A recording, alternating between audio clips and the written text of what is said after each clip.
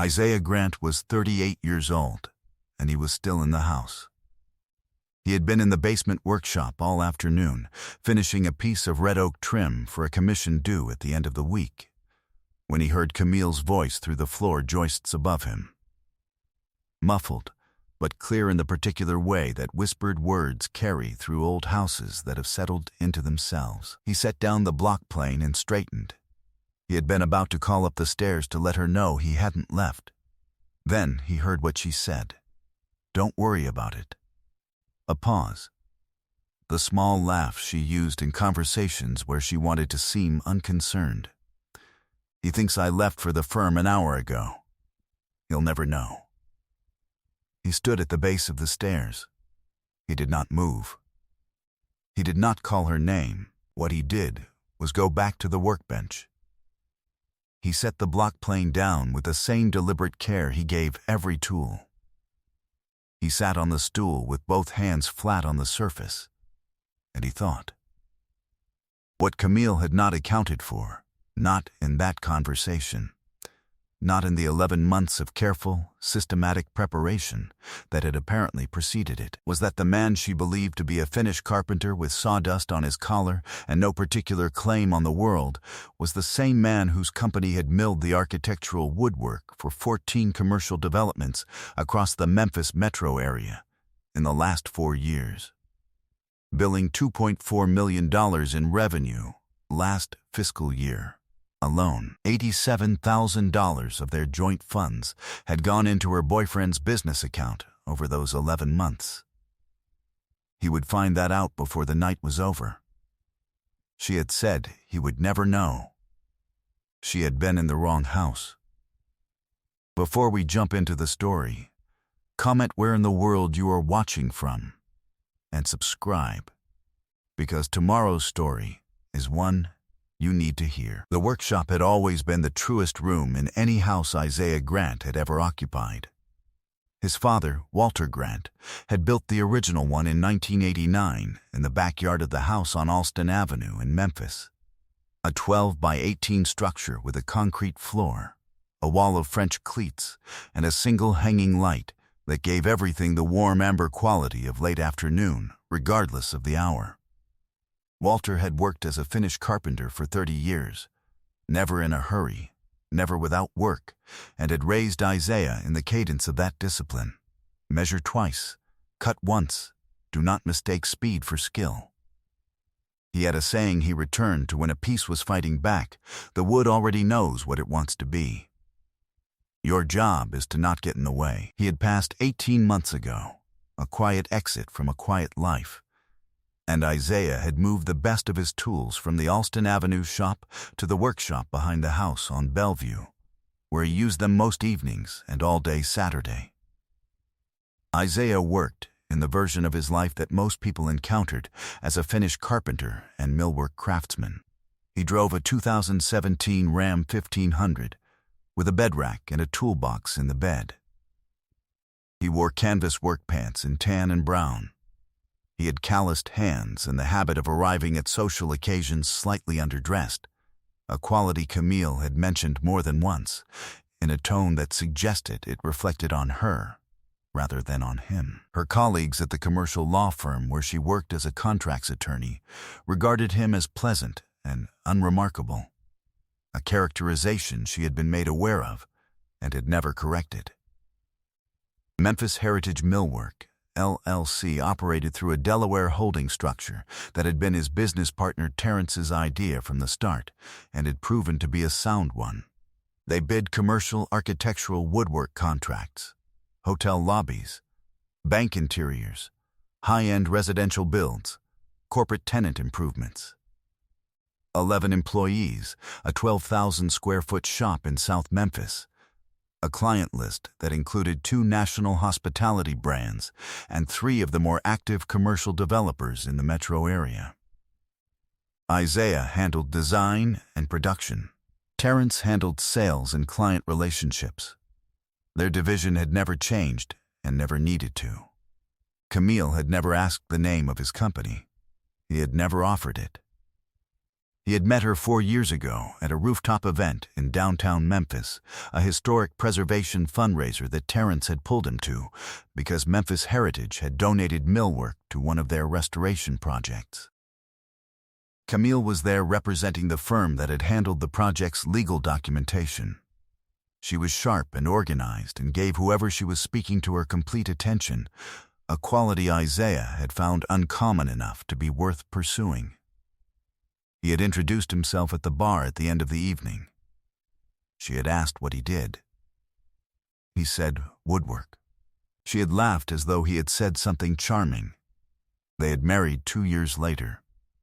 A small ceremony at a renovated venue in the Cooper Young district, 60 guests. His father still alive and seated in the front row with his good jacket on, everything as it should have been. The signs arrived gradually, and then not gradually at all. 8 months before that Tuesday afternoon, a name, Devin, appeared in passing conversation, attributed to a real estate developer she had met at an industry event. She described him as sharp and ambitious, and did not describe him further. 4 months before, she began taking phone calls in the back bedroom with the door closed. 2 months before, the warmth that had always been present in their mornings went somewhere Isaiah couldn't locate, and he had filed this along with everything else, without yet assembling it into a shape that required action. He had been finishing the red oak trim in the basement workshop on a Tuesday afternoon, when a whisper through the floor joists assembled everything into that shape in under 10 seconds. He had simply been in the wrong room for her plan to work, or the right room, depending on how you measured it. He did not go upstairs that afternoon. He finished the trim piece. He cleaned the bench. He put the tools away in the order his father had taught him, largest to smallest, blades covered, each in its French cleat pocket. And he turned off the light and drove to get food, and came back and ate at the kitchen table, while Camille moved through the house in the ordinary rhythm of a Tuesday evening she believed was undisturbed. He watched her. He asked about her day. She told him. He listened. His hands didn't shake. He waited until she was asleep. Then he went back to the workshop, opened his laptop, and began. He started with the joint accounts, checking, savings, household credit card, and moved through 12 months of statements with the methodical patience he brought to a complex specification. He was looking for a pattern, the way he looked for grain direction, not forcing it, letting the materials show him what was there. He found one in 40 minutes. 43 transfers over 11 months to an external account. Always on weekday mornings. Always amounts between $800 and $2,200, calibrated to read as routine household spending. The receiving account number, verified through a routing database Terrence's office used for vendor payments, resolved to a business account registered to Obelisk Capital Partners, LLC, a real estate development holding company. The registered agent, Devin Sparks, commercial developer, Memphis address. $87,000 over 11 months. She had been moving joint funds into her boyfriend's business account for nearly a year. He remained very still at the workbench. He moved with the same deliberate calm that defined all his actions. A second search on Devin Sparks returned 2 prior civil judgments in Shelby County, 1 creditor dispute, 1 breach of contract on a development project that had not been completed, a professional history that looked credible at the level of the pitch and unraveled at the level of the execution. Not a wealthy man. A man who knew how to present as one well enough to find someone willing to fund the presentation. She had been right about one thing. He had not known. He had been in the house, at the base of the stairs, and he had not known.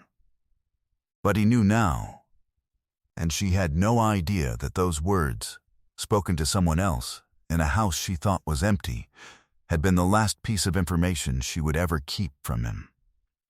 He opened a new folder on his desktop. He named it simply Camille. Then he opened a second, He named it Devin Sparks. He documented the transfers, the account registration, the civil judgments, the timeline. He forwarded 3 months of bank statements to a private email she had no knowledge of. He made 4 pages of notes in the same shorthand his father had used for job estimates.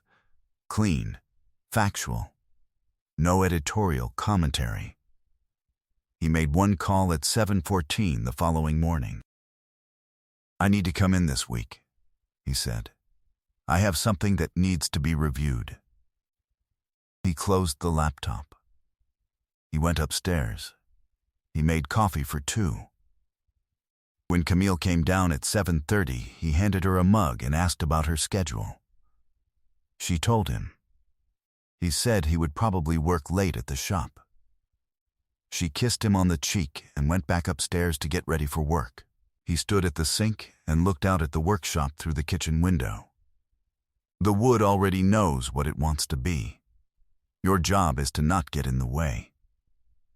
Brenda Okafor had practiced family and matrimonial law in Memphis for 24 years from an office on Union Avenue that smelled of old carpet and hard-won judgment. She was 56, wore her reading glasses on a beaded chain, and reviewed the documentation folder without expression until she had read every page. She set it down and looked at him. $87,000, she said, transferred over 11 months from the joint account to a business entity in which your wife holds no documented ownership interest, but which is controlled by a man she is in a personal relationship with. She was quiet for a moment. "Mr. Grant, what you have is not merely marital misconduct. What you have is a documented pattern of fraudulent transfer of marital assets." "There's one more thing," Isaiah said. He set a second folder on the desk. 3 of the transfers sourced from a materials purchasing account linked to my company. She was an authorized signatory on that account for household convenience purposes. Brenda looked at the folder. She made a note. "The company name?" she said. "Memphis Heritage Millwork." She wrote it down. She made another note beside it. "That introduces a business asset conversion element that strengthens the overall claim considerably." She looked up. "Is there anything else?" There was. Terrence had found it 3 days later, working a contact at the Secretary of State's office. Obelisk Capital Partners had filed a registration amendment adding Camille as a silent financial partner, a filing executed 14 months ago, 4 weeks before her first transfer. The arrangement had been agreed upon before the first dollar moved. She had not invested in his company. She had capitalized a partnership she had already formalized in writing. Brenda read the filing document twice. She set it down and looked at Isaiah steadily. "This is going to be a complete case," she said. "Real power operated in quiet rooms." He drove up to Millington on a Saturday morning to see his Uncle Delbert, his father's older brother, 30 years with the Army Corps of Engineers, now retired to a garden and a workshop of his own, and opinions about most things that he had earned the right to hold. Delbert had been the first person Isaiah called the morning after the workshop. He listened again now to the additional details: the business filing, the conversion element, the letter of intent Brenda had requested through discovery.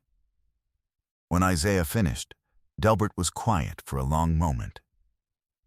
"Your father told me once," he said, "that the hardest thing about precision work wasn't getting it right. It was staying steady when the material was fighting you." He looked at his nephew. He said a man who stayed steady got the result. A man who rushed got a scar. "I'm not rushing," Isaiah said. "I know you're not." Delbert set down his coffee. "How long has it been since she said it?" 3 weeks. And she has no idea. "No," Isaiah said. "She doesn't." Delbert nodded. "Let Brenda finish," he said. Isaiah drove back to Memphis and worked that evening in the shop, a set of built-in bookshelves for a residence in Germantown, a straightforward commission, good wood, no complications. When he came home, Camille was at the kitchen table with a glass of wine and a contract she was marking up with a red pen. He asked if she was hungry. She said she had eaten. He made himself something and sat across the table from her, and they talked about an issue with her firm's property management client, and he asked one follow-up question, and she seemed satisfied he had listened. He washed his plate and put it away. He went to bed. He slept. Brenda called on a Friday afternoon. Harold, her financial investigator, former Ears Compliance, known in 3 of the major Memphis matrimonial practices for finding the full picture of a financial life in 10 business days, had located 2 additional items. A personal checking account in Camille's maiden name, opened at a credit union in Bartlett 16 months ago, carrying $31,000 built from systematic cash withdrawals from the household account over the same period, and the notarized letter of intent between Camille and Devin Sparks, signed 14 months prior, formalizing the terms of their financial partnership in Obelisk Capital. The letter had been notarized. She had signed it 14 months ago. She had been building this for over a year. "We're ready," Brenda said. Isaiah told her he wanted 1 more week. He wanted to choose the setting. He chose Sunday. He chose the dinner table where it had always been the 2 families. The Sunday dinner had been a tradition since the first year of the marriage. Isaiah's mother, Estelle, and Camille's parents, Raymond and Dolores Hargrove, rotating between the house on Bellevue and Camille's parents' home in Germantown, 2 Sundays a month. Isaiah had said nothing to Estelle. He had asked Camille on Thursday whether the Sunday dinner was still on. She said yes. He said good. Brenda had prepared 7 folders: the transfer record, the Obelisk Capital registration, the Camille as partner filing, the letter of intent, the materials account conversion documentation, the maiden name account record, and Harold's compiled timeline. Isaiah had reviewed them the night before and placed them in a flat portfolio inside his jacket. Camille's parents arrived at 4. Estelle arrived at 4:15. The dinner was the dinner it had always been, attentive, warm, the particular ease of 2 families who had learned to be comfortable together. Dolores complimented the dining room trim Isaiah had installed the previous month. He said thank you. He had milled it himself. After the dishes were cleared, he asked everyone to stay seated. Camille looked at him across the table.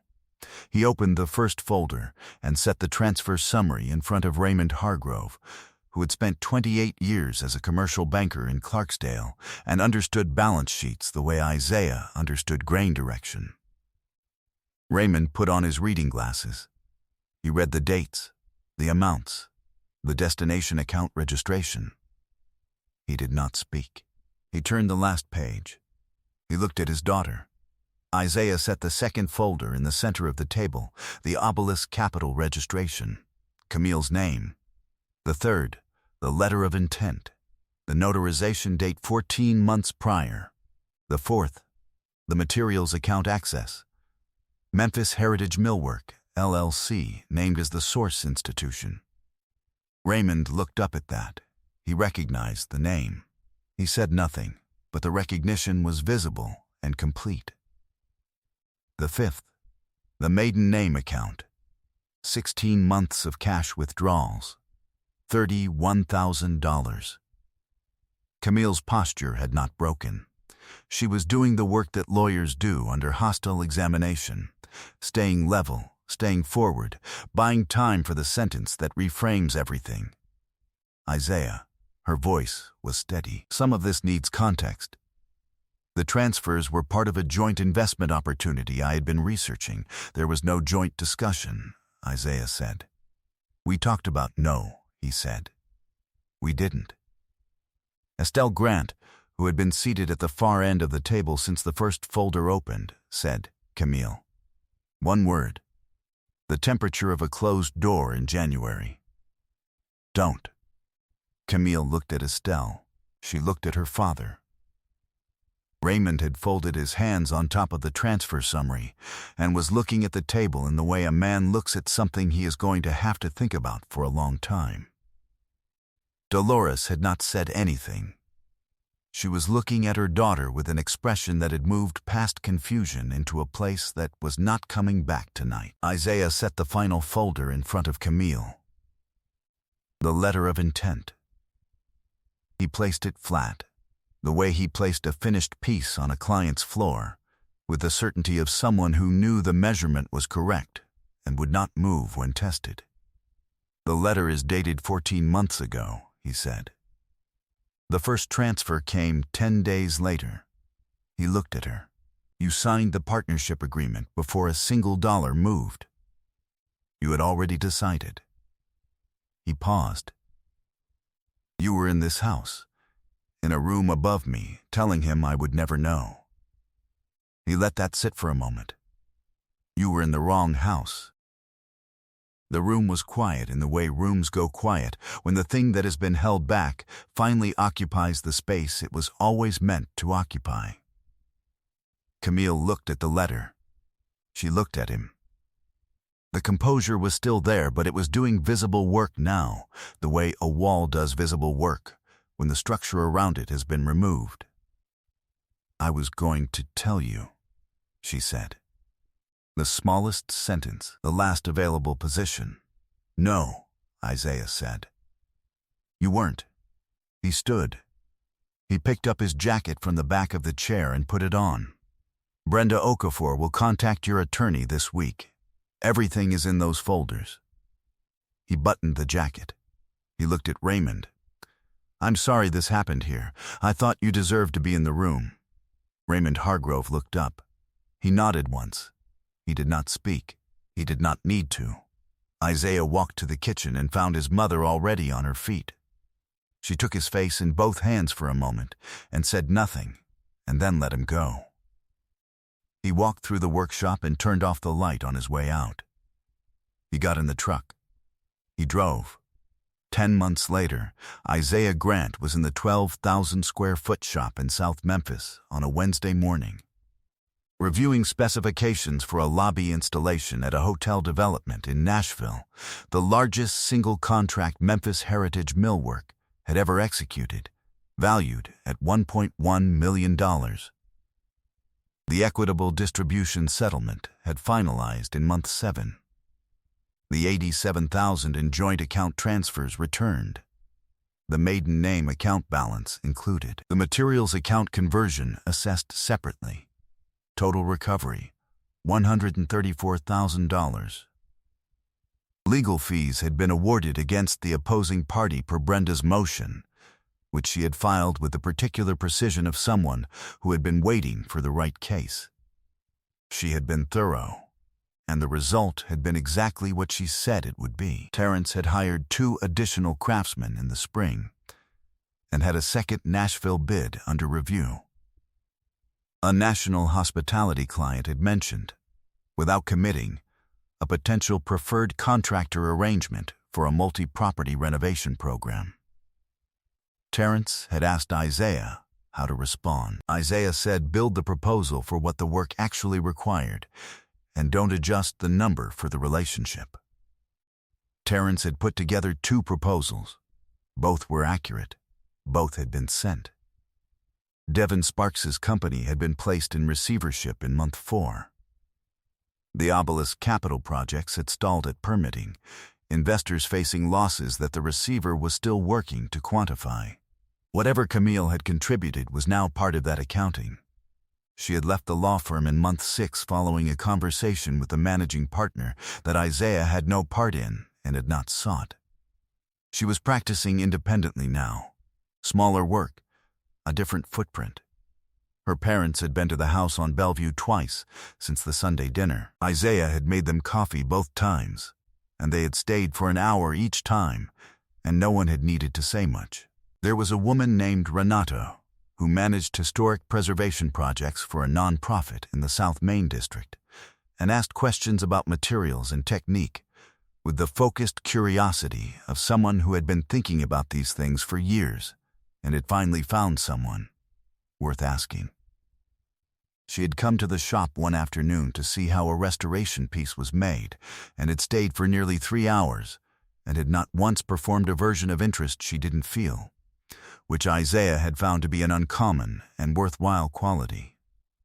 He had not told her everything yet. He would. On a Wednesday morning in October, he stood at the primary workbench with a trial piece of white oak in his hands, a sample for the Nashville lobby specification, checking the grain against the overhead light, looking for what the material wanted to tell him. The shop smelled of finish and clean sawdust and the dry warmth of properly stored wood.